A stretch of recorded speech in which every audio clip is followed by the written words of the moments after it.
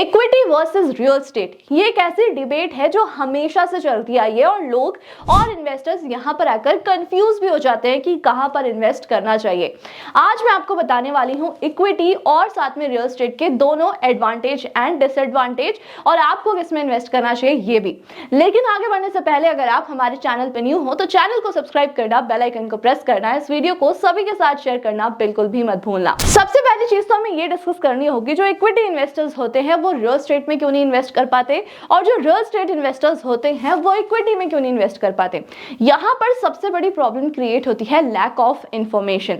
अगर कोई equity investor है तो उसको प्रॉपर्टीज के बारे में ज्यादा जानकारी होगी नहीं कि कौन से एरिया में कितने गज की प्रॉपर्टी अवेलेबल है, कहां पर प्रॉपर्टी लेनी चाहिए, कहां से ज्यादा प्रॉफिट निकल सकता है।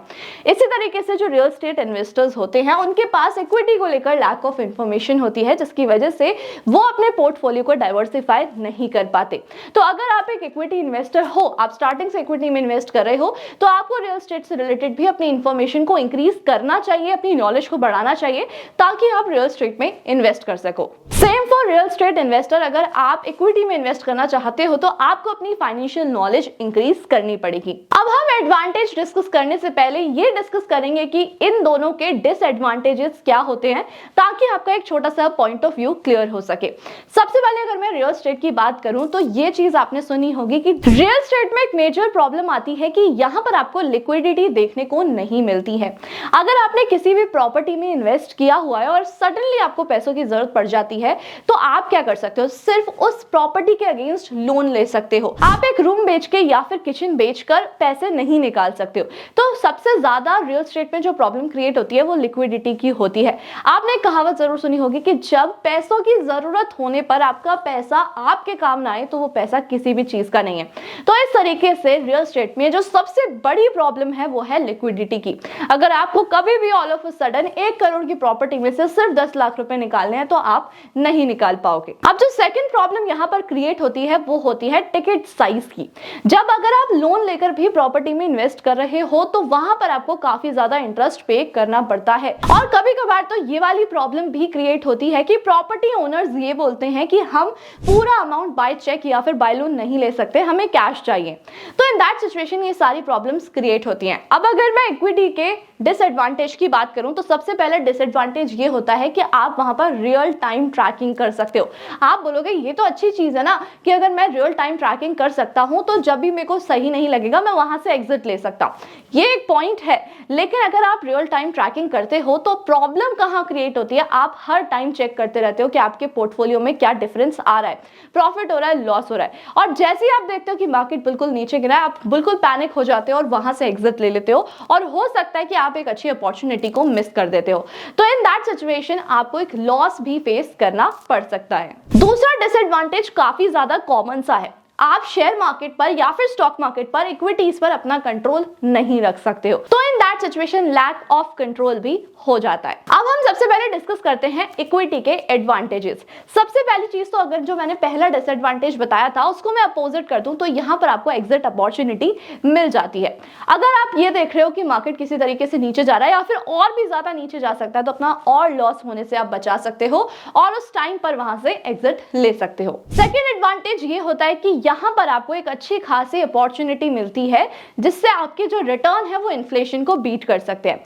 एक लौता एक ऐसा एसेट क्लास है जहां पर आपको इन्फ्लेशन बीट करने वाले रिटर्न्स मिलते हैं। अगर आप चाहो ना तो आप इंडेक्स में इन्वेस्ट कर सकते हो और वहां पर आपका रिस्क भी बहुत ज्यादा कम होता है और लॉन्ग टर्म में इंडेक्स आपको 14 to 15% का रिटर्न देता ही है। इसका थर्ड एडवांटेज ये होता है कि इक्विटी में इन्वेस्ट करने के लिए आपको लो कैपिटल एक्सपेंडिचर चाहिए होता है, यानी आपको 1 करोड़ या फिर 2 करोड़ नहीं चाहिए। अगर आप चाहो तो अगर म्यूचुअल फंड में इन्वेस्ट करते हो ना तो आप 500 रुपए से भी SIP करा सकते हो हर महीने और अपनी कैपिटल को ग्रो कर सकते हो। फोर्थ एडवांटेज, यहाँ पर आपको लिक्विडिटी काफी अच्छी खासी मिल जाती है। ये एक ऐसा एसेट क्लास है जिसमें आपको कंपाउंडिंग काफी तेजी से दिखती है, तो ये काफी ज्यादा एडवांटेजियस चीज है सभी के लिए।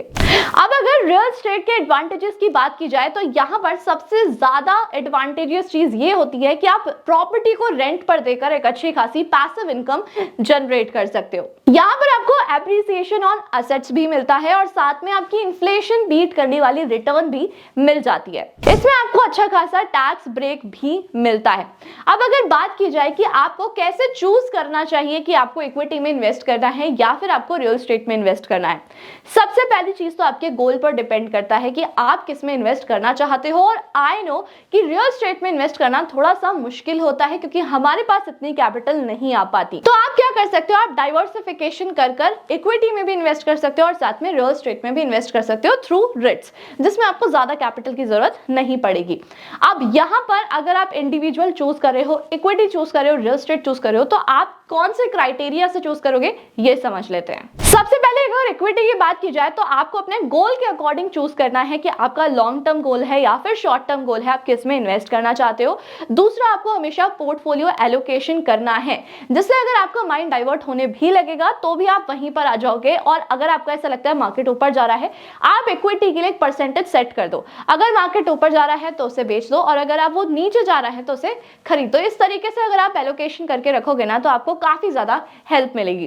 दूसरी चीज यहाँ पर ये होती है कि आपको इंडेक्स में हमेशा इन्वेस्ट करना चाहिए। अगर आपको बिल्कुल जीरो नॉलेज है, आप नहीं जानते हो कुछ भी शेयर मार्केट के बारे में या फिर स्टॉक मार्केट के बारे में, तो आप इंडेक्स फंड में इन्वेस्ट कर सकते हो। अगर आप कोई भी प्रॉपर्टी खरीदने वाले हो तो आपको ये 3 चीजें हमेशा ध्यान रखनी है। सबसे पहली चीज तो जो भी आप प्रॉपर्टी खरीद रहे हो उसके आसपास कोई स्कूल, हॉस्पिटल या फिर कमर्शियल प्रॉपर्टी है या नहीं, क्योंकि अगर होगी तो आपका रेंटल यील्ड काफी ज्यादा इंक्रीज हो जाता है। अब दूसरी चीज यही है कि वहां की प्रॉपर्टी का रेंटल यील्ड क्या चल रहा है, जिससे कि आपको अगर इन फ्यूचर आप उस घर को रेंट पे देते हो या प्रॉपर्टी को रेंट पे देते हो तो आपको अच्छा रिटर्न मिलेगा। तीसरी चीज आपको ये देखनी है कि जो भी प्रॉपर्टी आप खरीद रहे हो वो रेरा रजिस्टर्ड होनी चाहिए ताकि इन फ्यूचर जाकर आपको कोई भी प्रॉब्लम क्रिएट ना हो। अब इक्विटी इन्वेस्टर्स के लिए ना एक प्रॉब्लम और क्रिएट होती है कि अगर वो रियल एस्टेट में इन्वेस्ट करना भी चाहे, जैसे मैं आपको स्टार्टिंग में बताया था कि उनको काफी ज्यादा लैक ऑफ इन्फॉर्मेशन होता है, तो इन दैट सिचुएशन में आपको बताना चाहूंगी कि अगर आप रियल एस्टेट में इन्वेस्ट करना चाहते हो तो बहुत सारी ऑनलाइन साइट्स आजकल के टाइम पर अवेलेबल है जहां पर आपको प्रॉपर्टी के बारे में सारी इंफॉर्मेशन मिल जाएगी, जिसमें आप ये भी देख सकते हो क्या वो रेरा रजिस्टर्ड है या फिर नहीं है। सो एट लास्ट मैं आपको यही बोलकर कंक्लूड करना चाहूंगी कि दोनों एसेट क्लास अपनी जगह पर काफी ज्यादा अच्छे हैं। वो आपके गोल पर डिपेंड करता है। अगर आप चाहो लॉन्ग टर्म के लिए इन्वेस्टमेंट करना चाहते हो, आपके पास अच्छी खासी कैपिटल अभी के टाइम पर अवेलेबल है, तो इन दैट सिचुएशन आप रियल एस्टेट में इन्वेस्ट कर सकते हो। तो अगर आपका लॉन्ग टर्म गोल है, आप शेयर मार्केट में ज्यादा इंटरेस्ट नहीं रखते हो, साथ में आपको सिर्फ इन्फ्लेशन बीट करने वाले रिटर्न चाहिए, आपको ये चाहिए कि हमारे लिए लॉन्ग टर्म इन्वेस्टमेंट बना रहे, तो इन दैट सिचुएशन आपके लिए रियल एस्टेट बेस्ट है। साथ में अगर आपको एक शॉर्ट टर्म या फिर लॉन्ग टर्म गोल भी है लेकिन आपको ये चाहिए कि मुझे कभी भी जरूरत पड़ने पर वो पैसा काम आए, मुझे चाहिए, तो इन दैट सिचुएशन आपके लिए इक्विटी बेस्ट है। लेकिन मैं आपको यही बात बोलना चाहूंगी कि आप कहीं पर भी इन्वेस्ट करो, अपनी सारी रिसर्च कर ही आपको इन्वेस्ट करना चाहिए, क्योंकि जब तक आप रिसर्च नहीं करोगे तो हो सकता है आपको आने वाले टाइम में लॉस भी फेस करना पड़े। इस वीडियो को जितना हो सके उतना शेयर कर देना। हो सकता है कि बहुत लोगों के माइंड में इस बात को लेकर कंफ्यूजन हो, तो थोड़ी बहुत कंफ्यूजन क्लियर हो जाएगी।